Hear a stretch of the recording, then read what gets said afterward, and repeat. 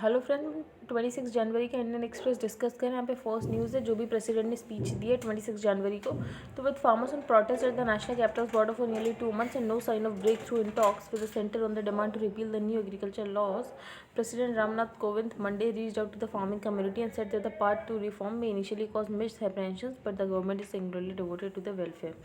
बाकी उन्होंने लद्दाख में जो स्टैंड ऑफ चल रहा है उसके बारे में बात की, पद्म भूषण विभूषण वगैरह बताया कि किसको मिल रहे हैं। तो हम farmer Japanese prime minister Shinzo Abe, जिसमें इंडिया और जापान की रिलेशनशिप बहुत अच्छी हुई, तो उनको भी दे रहे हैं। तो ये बात आप सॉफ्ट डिप्लोमेसी में याद रख सकते हैं। यहाँ पे नाकुला पास का जिक्र किया गया, तो नाकुला पास सिक्किम में।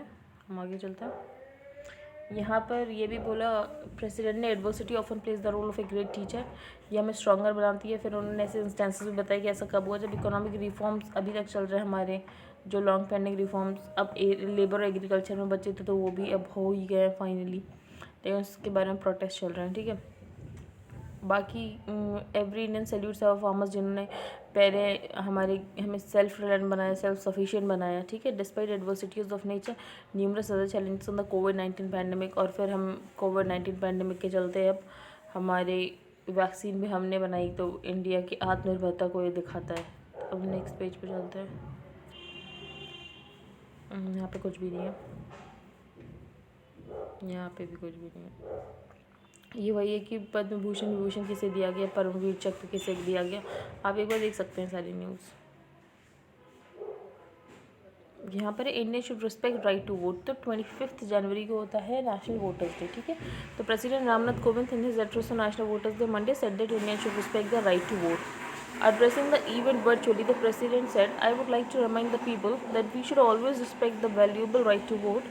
The right to vote कोई सिंपल राइट नहीं है, लोगों को बहुत स्ट्रगल करना पड़ा इस राइट के लिए सिंस इंडिपेंडेंस, लेकिन हमारा कॉन्स्टिट्यूशन हमें ये राइट देता है विदाउट एनी डिस्क्रिमिनेशन। ठीक है,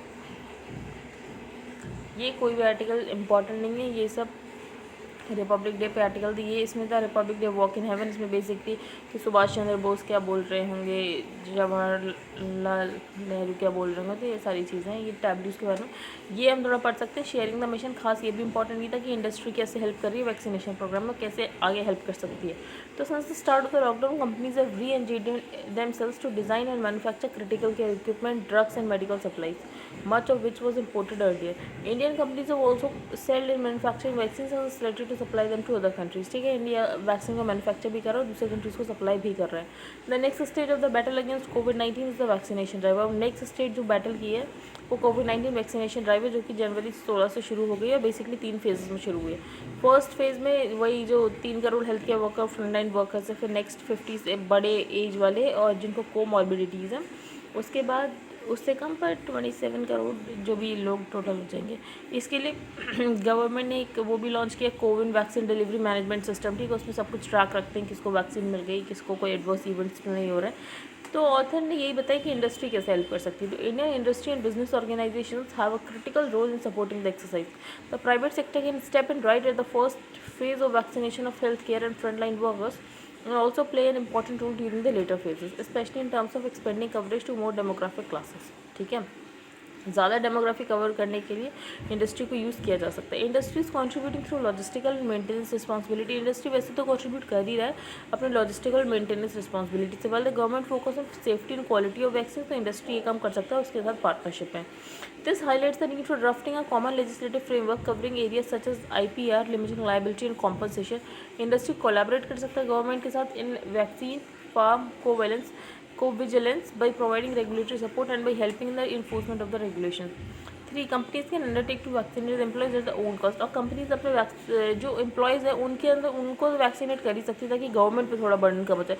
तो ऐसे लगभग 10 करोड़ वर्कर्स को कंपनी ही कर देगी। ठीक है, तो इससे गवर्नमेंट पे थोड़ा बर्डन कम हो जाएगा। तो ये सारी चीज़ें, ये आर्टिकल भी इंपॉर्टेंट नहीं है, ये बहुत सटायरिकल टोन में लिखा गया था और ये टोन आपकी तो बिल्कुल नहीं होनी चाहिए। जैसे इसमें लिखा है, the preamble to the constitution obliges us to promote amongst all citizens fraternity as the means of assuring the dignity of the individual and the unity and integrity of the nation। तो अपने preamble पढ़ा होगा, उसमें ये सारी चीज़ें लिखी हैं। आपको ये भी पता होगा 42nd अमेंडमेंट से कौन कौन से वर्ड ऐड किए गए थे, तो जैसे इंटेग्रिटी वो 42nd अमेंडमेंट से ही ऐड किया गया था। 7th rock edict Ashoka the great ने प्रोक्लेम किया है कि सारे रिलीजन्स हर जगह डिसाइड करते हैं, all religions decide everywhere. Swami Vivekananda ने वार्न ऑफ किया था of the dangers of turning away from pluralism and sectarianism bigotry and its horrible descendant fanaticism. Rabindranath Tagore to despair of narrow domestic walls. तो बेसिकली ऑथर ने यही बताया कि ऐसे हिस्टोरिकल फिगर्स ने कैसे बोला था कि हमें एक सेक्टेरियनिज्म की तरफ नहीं जाना चाहिए, हमें प्लूरलिज्म रखना चाहिए। उसके बाद भी हम देख रहे हैं हेट्रेड ने कैसे फ्रेटर्निटी डेमोक्रेसी को एम्पैरल कर दिया है। आप ये सारी चीज़ें बता रहे हैं कि बीफ बैन जैसे कम्युनलिज्म को प्रमोट करता है, लव जिहाद लॉज कैसे कम्युनलिज्म को प्रमोट करते हैं। तो अब करना क्या चाहिए हमें। With electronic media the danger of the big lie is vastly magnified. तो जो भी बिग लाई होता है किसी भी चीज़ में कम्युनलिज्म को बढ़ाने के लिए, वो और ज़्यादा बढ़ जाता है जब फेक रिपोर्टिंग होती है। फेक रिपोर्टिंग और लोग बिना सोचे समझे न्यूज़ को इधर उधर शेयर कर देते हैं। And when reporting loses objectivity it reduce to propaganda. तो रिपोर्टिंग में अगर ऑब्जेक्टिविटी नहीं हो जाती तो फिर वो सिर्फ प्रोपेगेंडा बचती है। Those with the strongest opinions usually get their news from a single source and their history and conviction from social media. We do not question what is fed to us in easy sound bites as long as it feed our phobias.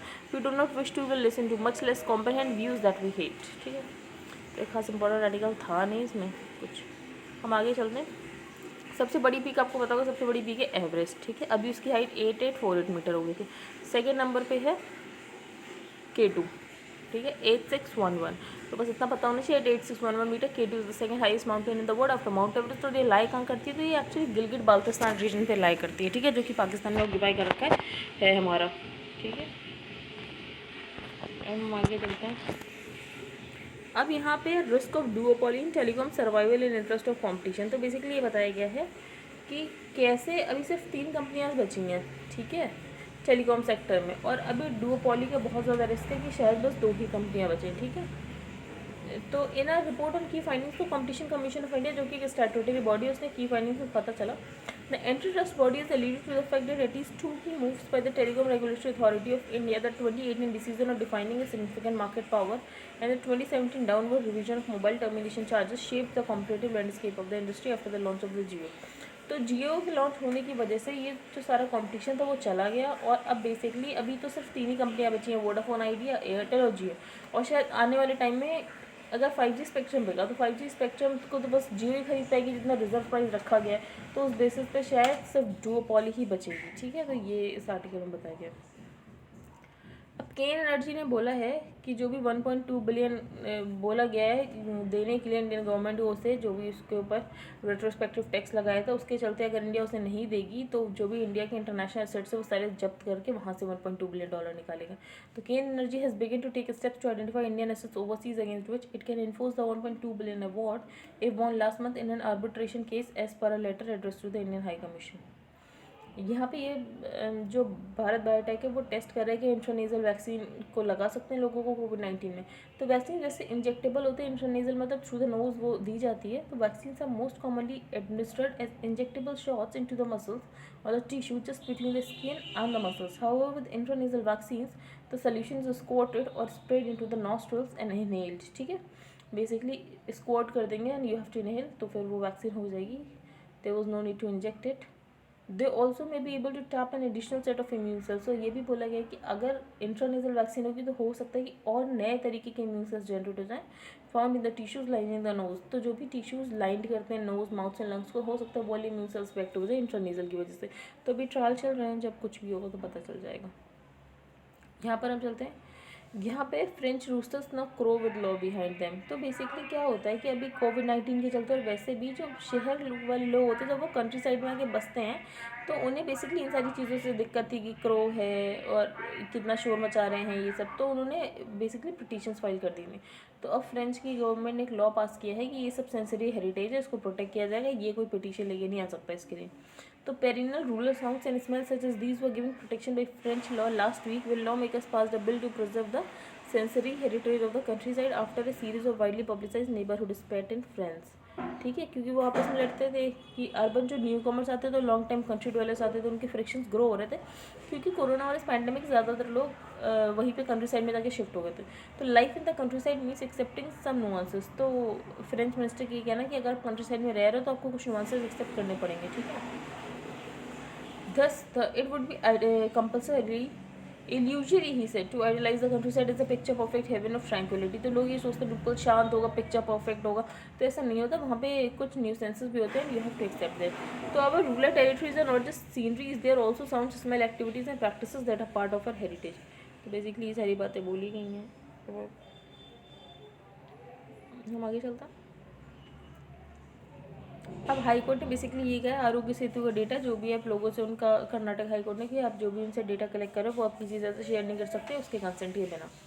ठीक है, यहाँ पर ये है basically, जैसे WhatsApp ने policy रखी है इंडिया में कि हम आपका डेटा फेसबुक के साथ शेयर कर देंगे, पर यूरोप में ऐसा बिल्कुल फॉरबिडन है कि आप उनका वो जो व्हाट्सएप है वो लोगों का डेटा शेयर ही नहीं कर सकते।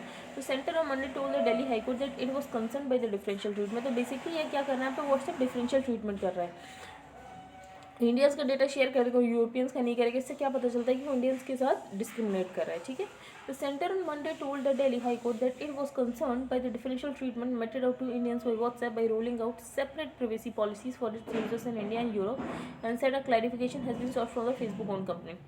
तो प्राइवेसी पॉलिसी जो कि ऑफर होती है व्हाट्सएप जो यूरोपियन यूजर्स को, वो प्रोहिबिट करती है कि वो कोई भी उनकी इन्फॉर्मेशन फेसबुक कंपनी के साथ नहीं शेयर करेंगे, लेकिन वैसा कोई भी क्लॉज इंडिया की प्राइवेसी पॉलिसी में नहीं प्रेजेंट है। ठीक है, जबकि इंडिया इतना ज़्यादा सब्सटैंशियल यूज़र बेस बनाता है। तो reading the privacy policy saying that the issue was between the government. अब ये जो व्हाट्सएप है तो इनके तरफ से थे कपिल सिब्बल जी। तो कपिल सिब्बल जी का ये कहना, unless the law is put in place nothing can be done here, your lordships can't decide the issues of this nature when there are regulatory authority. उनका बेसिकली ये कहना, कोर्ट इसमें कुछ नहीं कर सकती, कोर्ट कुछ नहीं कर सकती, बेसिकली लॉ बनेगा तभी कुछ हो सकता है। I think that's it for today. Thank you and have a nice day. If you like the video then please like, share and subscribe.